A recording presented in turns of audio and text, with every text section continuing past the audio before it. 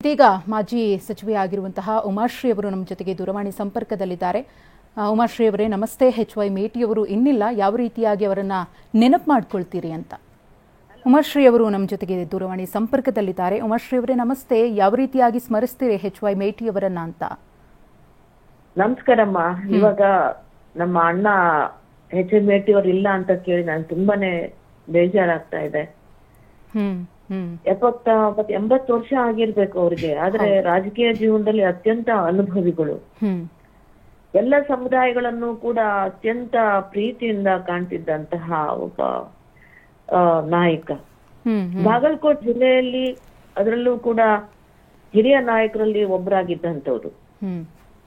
ಜನತಾ ದಳದಿಂದ ಮಾನ್ಯ ಸಿದ್ದರಾಮಯ್ಯನವರ ಜೊತೆಯಲ್ಲೇ ಬಂದಂಥವ್ರು. ಬಹಳ ಆಪ್ತರು ಕೂಡ ಅವರಿಗೆ.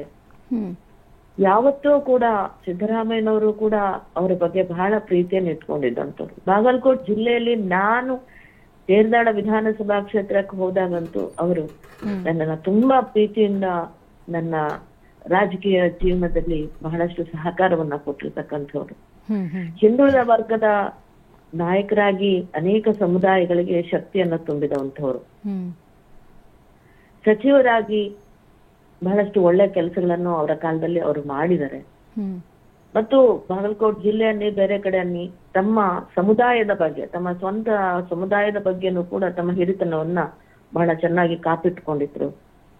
ಮತ್ತೆ ಬಾಗಲಕೋಟೆ ಜಿಲ್ಲೆಯಲ್ಲಿ ನಾನು ಕಂಡ ಹಾಗೆ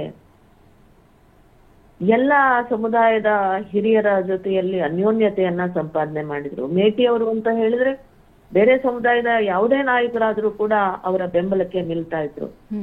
ಅಂತಹ ಸೌಮ್ಯ ಸ್ವಭಾವದ ಸಜ್ಜನ ರಾಜಕಾರಣಿ ಮೇಟಿ ಅವರು. ಇತ್ತೀಚೆಗೆ ಅವರಿಗೆ ಆರೋಗ್ಯದ ತೊಂದರೆ ಆಗಿತ್ತು. ನನ್ನ ಸಮಿತಿಯಲ್ಲಿ ಕೂಡ ನಾವೆಲ್ಲ ಒಟ್ಟಿಗೆ ಇದ್ವಿ. ಸ್ವಲ್ಪ ಏನೋ ಏರುಪೇರು ಆಗಿತ್ತು ಅಂತ ಅನ್ಕೊಂಡ್ವಿ. ಆದ್ರೆ ಅವರ ನಿಧನರಾಗ್ತಾರೆ ಅಂತ ನಾವು ನಿರೀಕ್ಷೆ ಮಾಡಿರ್ಲಿಲ್ಲ.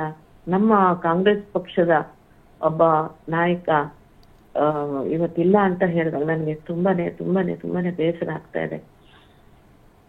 ಅದಕ್ಕಿಂತಲೂ ಏನು ಹೇಳಕ್ ಸಾಧ್ಯ ಆಗತ್ತೆ? ಅವರ ಆತ್ಮಕ್ಕೆ ಶಾಂತಿ ಸಿಗ್ಲಿ, ಮತ್ತೆ ಅವರ ಕುಟುಂಬದ ಎಲ್ಲಾ ಸದಸ್ಯರಿಗೂ ಕೂಡ ಅವರ ಅಕಾಲ ಮರಣವನ್ನ ಸಹಿಸುವ ಶಕ್ತಿ ಕೊಡ್ಲಿ ಭಗವಂತ ನಾನು ಪ್ರಾರ್ಥನೆ ಮಾಡ್ತೀನಿ.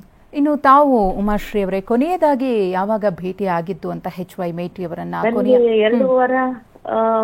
2 ವಾರ ಅಥವಾ 3 ವಾರದ ಹಿಂದೆ ಕಮಿಟಿ ಮೀಟಿಂಗ್ ಬಂದಿದ್ರು. ಆಗ ನಾನು ನೋಡಿದ್ದೆ. ನಾನಿವತ್ತು ನನ್ನ ಮೈಸೂರಿನಲ್ಲಿ ನೆನ್ನೆ ಪ್ರಶಸ್ತಿಯನ್ನ ತಗೊಂಡಿದ್ದೆ. ಇವತ್ತೊಂದ್ ಸ್ವಲ್ಪ ನನ್ನ ಟ್ರೀಟ್ಮೆಂಟ್ ಇತ್ತಿಲ್ಲ, ಅದ್ ಮುಗಿಸ್ಕೊಂಡು ಹೋಗಿ ಅಣ್ಣವ್ರನ್ನ ನೋಡೋಣ ಅಂತ ಅನ್ಕೊಂಡಿದ್ದೆ ಮನಸ್ಸಲ್ಲಿ. ಅದೆಷ್ಟು ಬೇಗ ಅವ್ರನ್ನ ಕಾಣದೆ ಹೋದೆ, ಮತ್ತೆ ಇಷ್ಟ ಬೇಗ ಹೊರಟೋದ್ರು ಅಂತ ಕೇಳಿ ನಂಗೆ ನಿಜಕ್ಕೂ ಬಹಳ ಬೇಸರ ಆಗ್ತಾ ಇದೆ.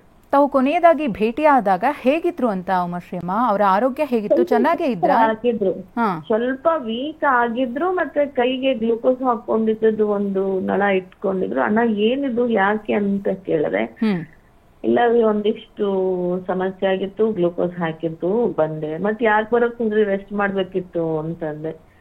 ಇಲ್ಲ ಈಗ ಹೋಗ್ತೀನಿ ರೆಸ್ಟ್ ಮಾಡ್ತೀನಿ ಅಂತಂದ್ರೆ ಅಷ್ಟು ಮಾತಾಡಿದೆ.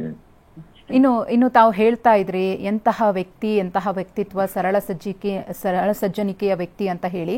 ರಾಜಕೀಯವನ್ನ HY ಮೇಟಿ ಅವರು ನೋಡ್ತಾ ಇದ್ದಂತಹ ದೃಷ್ಟಿಕೋನ ಹೇಗಿತ್ತು ಅಂತ ಹೇಳಿ, ಒಬ್ಬ ರಾಜಕಾರಣಿ ಆಗಿದ್ದ ಕಾರಣ? ಅವರು ಸಂಘರ್ಷದ ಹಾದಿಯಲ್ಲಿ ರಾಜಕಾರಣವನ್ನ ಯಾವತ್ತು ಮಾಡೋದು ಇಷ್ಟಪಡ್ತಿರ್ಲಿಲ್ಲ. ಎಲ್ಲರನ್ನು ಒಗ್ಗೂಡಿಸಿಕೊಂಡು ಹೋಗುವಂತ ರೀತಿಯಲ್ಲಿ ಹೋಗ್ತಿದ್ರು. ಮತ್ತು ಅನ್ಯೋನ್ಯತೆ ಇತ್ತು. ಅವರು ಎಲ್ಲಾ ಸಮುದಾಯದ ನಾಯಕರ ಜೊತೆ, ಅಲ್ಲೆಲ್ಲಾ ಹಿರಿಯ ಜನಾಂಗದವ್ರು ಏನಿರ್ತಿದ್ರು ಅವರೆಲ್ಲರ ಜೊತೆನೂ ತುಂಬಾ ಅನ್ಯೋನ್ಯತೆಯಿಂದ ಇರ್ತಿದ್ರು. ಬಹಳ ಕಷ್ಟ. ಮೇಲ್ವರ್ಗದ ಜಾತಿ ಜನಾಂಗಗಳ ಒಲವನ್ನ ಕಳಿಸ್ಕೊಂಡು ನಿರಂತರವಾಗಿ ಗೆಲುವು ಸಾಧಿಸೋದು ಬಹಳ ಕಷ್ಟ. ಬಟ್ ಅವರಿಗೆ ಆ ರೀತಿಯ ಒಂದು ಸಹಕಾರ ಎಲ್ಲ ಸಮುದಾಯಗಳಿಂದ ಸಿಕ್ತಿತ್ತು. ವಿಶೇಷವಾಗಿ ಮೇಲ್ವರ್ಗದ ಜನತೆಯಿಂದನೂ ಕೂಡ ಅವರಿಗೆ ಸಹಕಾರ ಸಿಕ್ತಿತ್ತು. ಅವರೊಂಥರ ಅಜಾತ ಶತ್ರು ಆಗಿದ್ರು ಅಂತಲೇ ನಾನು ಅನ್ಬೋದು. ಓಕೆ, ಧನ್ಯವಾದ ಉಮಾಶ್ರೀ ಅವರೇ TV9 ಜೊತೆ ಮಾತನಾಡಿದ್ದಕ್ಕೆ.